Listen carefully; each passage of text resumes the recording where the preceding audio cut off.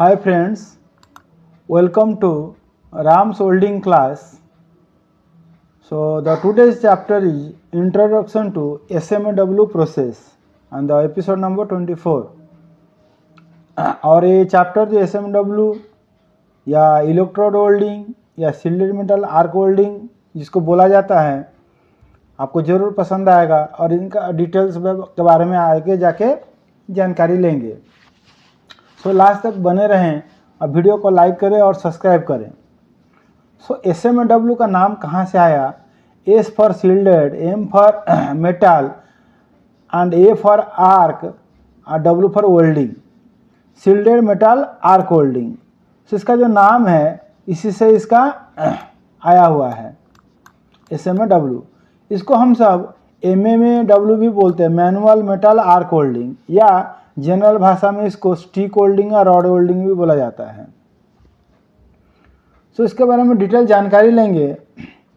सो ये जो welding process है एक पावर सोर्स है। पावर सोर्स में पॉजिटिव पोलैरिटी और नेगेटिव पोलैरिटी के साथ में आपका जॉब और टॉर्च कनेक्टेड रहता है। और जब ये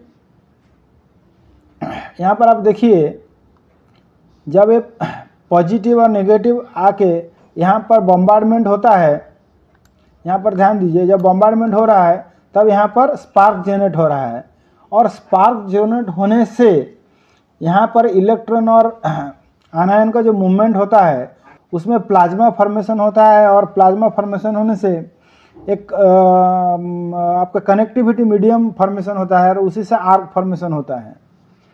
और आप बाहर तरफ आप देखिए फ्यूम्स जनरेट हो रहा है, जो आपका स्लाग मेल्ट होके, जो आपका शिल्डेड कोटिंग रहता है वो मेल्ट होके गैस फॉर्मेशन होता है। और गैस का काम क्या है? आपका बाहरी वातावरण से इसको आर्क को बचाए रखना है, सो दैट जो वेल्डिंग डिफेक्ट्स ना आए।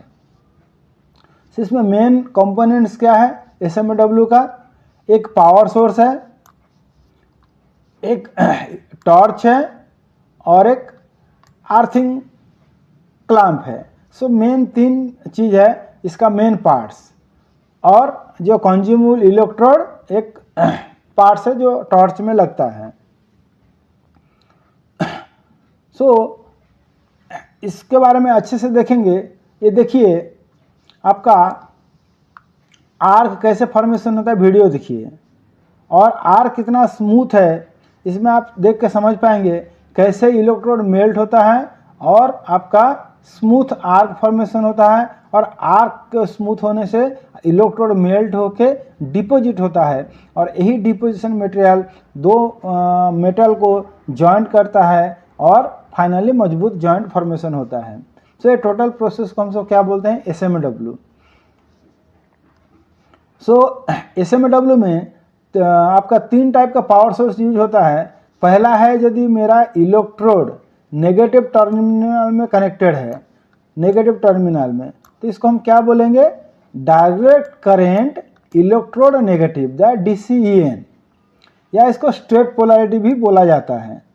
ध्यान से रखिए, ध्यान से जानिए। और स्ट्रेट पोलैरिटी में जो पेनिट्रेशन होता है आपका ऐसे है, देखिए, या इसको बोल सकते हैं स्ट्रेट पोलैरिटी में जो पेनिट्रेशन है आपका ज़्यादा पेनिट्रेशन होता है। नेक्स्ट देखेंगे इसका डिटेल के बारे में। सो हीट जनरेशन 60% कहाँ होता है? एट द प्लेट होता है और 33% ऑन द इलेक्ट्रोड होता है, इसीलिए पेनिट्रेशन ज़्यादा होता है। Oxide cleaning action, no cathodic cleaning action होता है। Deep penetration, narrow width, wide HAZ and proper fuse melting है। सो यहाँ पर वाइड हैज कहाँ है? क्योंकि हीट इनपुट बहुत ज़्यादा हो रहा है।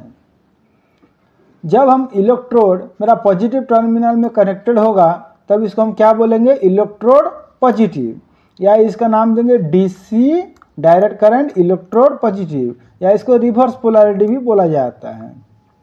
सो रिवर्स पोलैरिटी में क्या है? बीट क्या है? फ्लैट है। इसके बारे में जानकारी लेंगे। Heat maximum generate 33% only plate पे होता है और ज़्यादा हीट जनरेशन आपका इलेक्ट्रोड पे होता है। सो ज़्यादा मटेरियल डिपॉजिट होगा, सो डिपोजिशन ज़्यादा होगा, पेनिट्रेशन लो होगा, बीड वाइडर होगा, मच मोर वाइडर होगा। यहाँ नैरो था, यहाँ वाइडर, कि हैज यहाँ पर नैरो होगा। यहाँ दोनों में देखिए inversely proportional, Beed width has inversely proportional है। यहाँ पर बीड नैरो है, हैज वाइडर है, बट डीसीपी में बीड विड्थ वाइडर है बट हैज नैरो है और इनसफिशिएंट मेल्टिंग होगा। और एक कनेक्शन आता है जहाँ पर आपका साइकिल वाइज आपका इलेक्ट्रोड पॉजिटिव नेगेटिव होते रहता है। सो ये जो कनेक्शन इसको बोलते हैं हम एसी कनेक्शन बोलते हैं।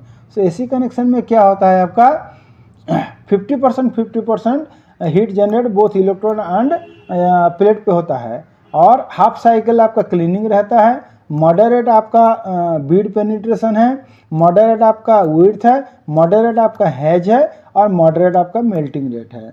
सो इस आपका एप्लीकेशन के हिसाब से आप चूज करेंगे। मेरा जो एप्लीकेशन में हमको हीट इनपुट ज़्यादा चाहिए, पेनिट्रेशन ज़्यादा चाहिए, कम चाहिए, आर क्लीनिंग होना चाहिए कि नहीं को नहीं, उसी बेस पे आप क्या करोगे, इलेक्ट्रोड का कनेक्शन आप चूज करोगे। जो कनेक्शन DCN हो सकता है, DCEP हो सकता है, AC हो सकता है। सो अब इसके बारे में जानकारी कर लेंगे कि इसमें जो इलेक्ट्रोड जो होता है उसके बारे में।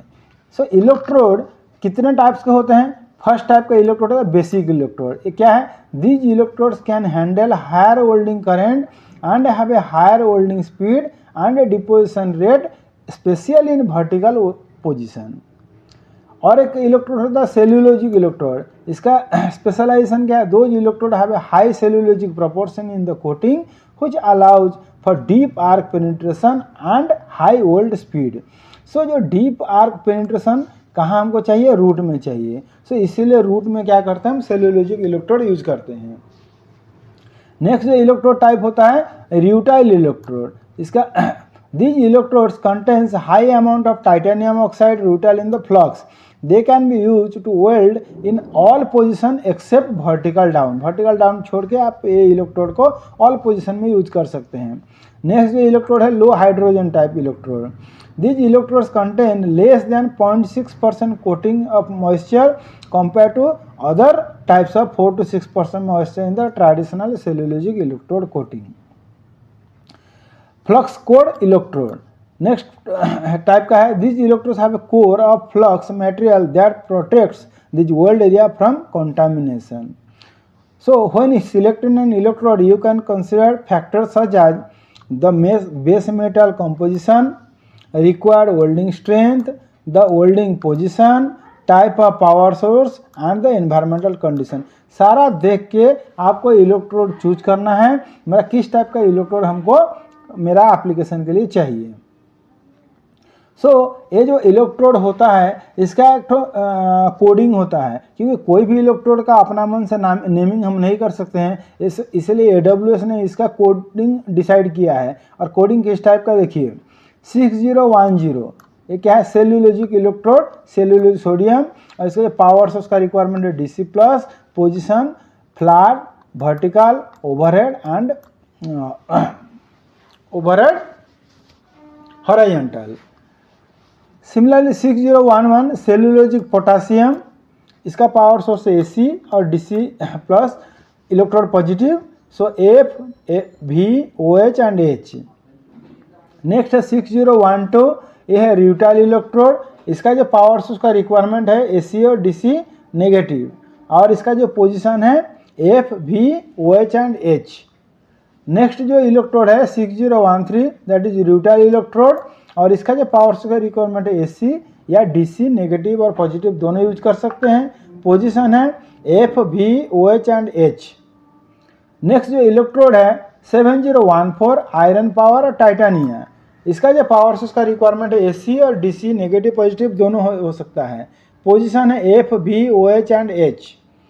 नेक्स्ट इलेक्ट्रोड है 7015, जिसका लो हाइड्रोजन सोडियम इलेक्ट्रोड है और पावर सोर्स का रिक्वायरमेंट ओनली DC पॉजिटिव, और पोजीशन है F, V, OH and H।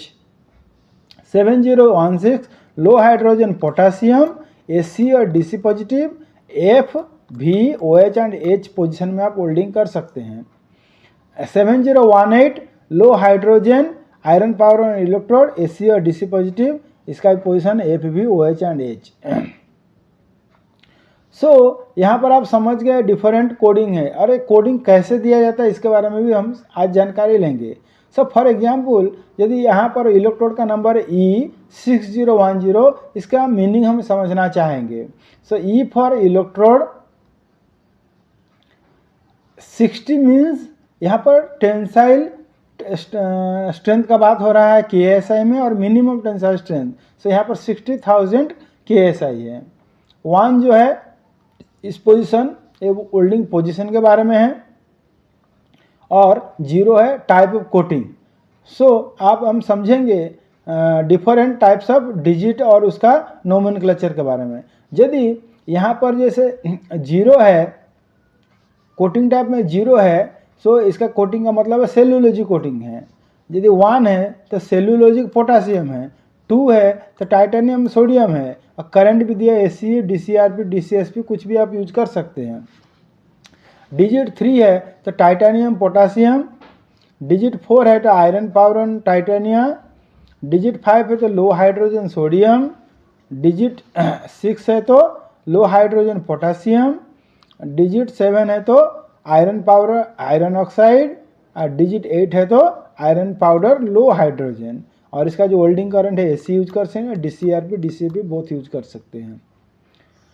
सो एक इलेक्ट्रोड देखने में इस टाइप का होता है, आप देख सकते हैं एक इलेक्ट्रोड देखने में किस टाइप का लगता है। सो इसका जो पहला जो पॉइंट है इसको हम क्या बोलेंगे, इलेक्ट्रोड का डायमीटर। और यहाँ पर उसका नंबरिंग मेंशन रहता है, यहाँ या यहाँ कहीं पर मेंशन रहता है। सो E7018 मतलब इलेक्ट्रोड का जो AWS क्लासिफिकेशन यहाँ पर मेंशन रहता है। इसी से आप इलेक्ट्रोड को देख के पहचान सकेंगे इलेक्ट्रोड किस क्लासिफिकेशन का है। इसके बाद ऊपर में जो कोटिंग है इसको फ्लक्स कोटिंग बोलते हैं, अंदर में जो मेन वायर पासिंग करता है उसको कोर वायर बोलते हैं। सो कोर वायर का डायमीटर के हिसाब से हम इसका डायमीटर चूज करते हैं। So size of electrode diameter into length. So कितना टाइप का इलेक्ट्रोड आता है देखिए, 2.5 इंटू 350 mm लेंथ, 3.15 इंटू 350 या 3.15 इंटू 450, 4 mm इंटू 350 या 4 mm इंटू 450।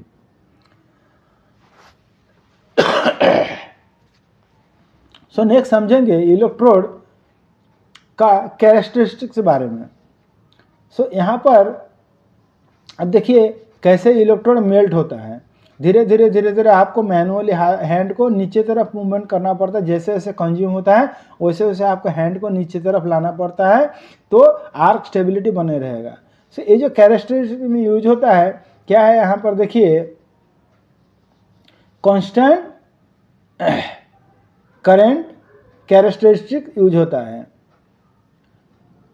का है क्योंकि विथ यहाँ पर रीजन क्या है बता रहे हैं, यहाँ पे with 2 metal process SMW and GTAW you are controlling all variables by hand से करते हैं, which is why they are two most operator skill intensive process. You need to have the electrode melt at a consistent rate so that you can feed into the joint at a consistent rate. To do this, the welding output needs to maintain current at a constant level, that is CC, so that the resulting melt-up rate is consistent. Voltage is a less controlling factor variable. With the manual process, it is very difficult to constantly maintain the same arc length because you are also constantly feeding the electrode into the joint. Voltage varies as a result of changes in the arc length. With CC output, current is your preset controlling variable and voltage is simply measured typically as an average value while welding. सो यहाँ पर आप समझ सकते हैं जे आपका constant current characteristics क्या होता है। यहाँ पर हम हिंदी में आपको समझा देते हैं पूरा जिस्ट। जब हम मैनुअली इलेक्ट्रोड को मूव करते हैं डाउन, तो हमको कांस्टेंट रेट में हमको डाउन करना पड़ता है, सो दैट क्या होता है जो मेल्टिंग आपका स्मूथ हो। सो यदि यहाँ पर करंट यदि आपका ज़्यादा फ्लक्चुएट करेगा तो आपका आर्क ज़्यादा फ्लक्चुएट होगा, आर्क ज़्यादा फ्लक्चुएट होगा तो आपका क्या करेगा, वो आपका वेल्डिंग का जो डिपोजिशन स्मूथ नहीं होगा और वेल्डिंग अच्छा नहीं होगा। सो यहाँ पर करंट आपका कांस्टेंट चाहिए और वोल्टेज आपका फ्लक्चुएट इसलिए हो सकता है, सो आपका जेहेतु हैंड फ्लक्चुएट कर रहा है, मूव कर रहा है, तो वोल्टेज मैक्सिमम फ्लक्चुएट करने से भी करंट कम फ्लक्चुएट करे, सो दैट जितना कम करंट फ्लक्चुएट करेगा उतना इस इलेक्ट्रोड में आर्क स्टेबिलिटी ज़्यादा मेंटेन होगा। जितना अच्छा आर्क स्टेबिलिटी होगा उतना आपका वेल्डिंग अच्छा होगा। यही है इसका कैरेक्टरिस्टिक्स। सो एप्लीकेशन क्या है shielding metal arc welding SMW का? सब बहुत सारा एप्लीकेशन है इसका, जैसे कि construction, use for building bridges, erecting steel structure, other construction project, ship building, ideal for thick plate welding and repair work, pipe line welding used to join the pipe section, oil and gas industry, automotive repair used for body work and frame repair, agriculture used for repairing farm equipment and machinery, mining used for maintaining and repairing heavy mining equipment, sculpture and art used by metal artists for creating large scale sculptures, petrochemicals used in the petrochemical industries, power plants, transportation. So SMW is a good choice for field welding applications where power source may be limited. It also ideal for beginners because it does not require advanced training and is easily portable. SMW equipment is intensive and inexpensive and simple compared to the other welding methods.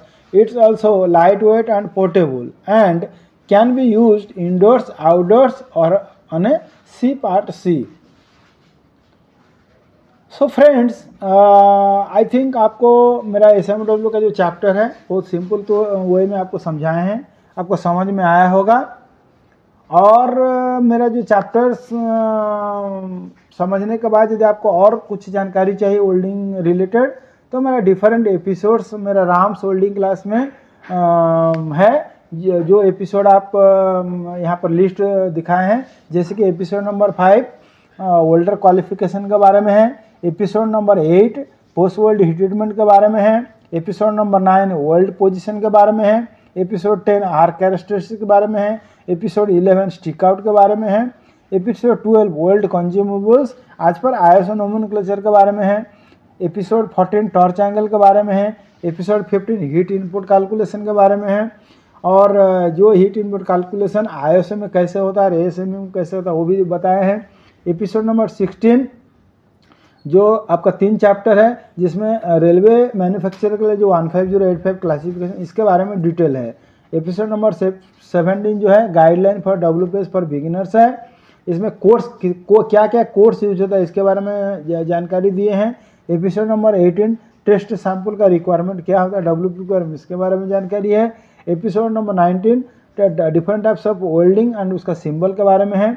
Episode number 20 introduction to arc welding है। Episode number 22 understanding welding cross section है, जो butt joint और fillet joint का जो cross section होता है, जैसे penetration, root penetration, side weld fusion क्या होता है इसके बारे में जानकारी दिया गया है। एपिसोड नंबर 25 केस स्टडी है WPQR, यदि आपके पास है तो वहाँ से उस WPQR के बेस पे WPS कैसे बनाए।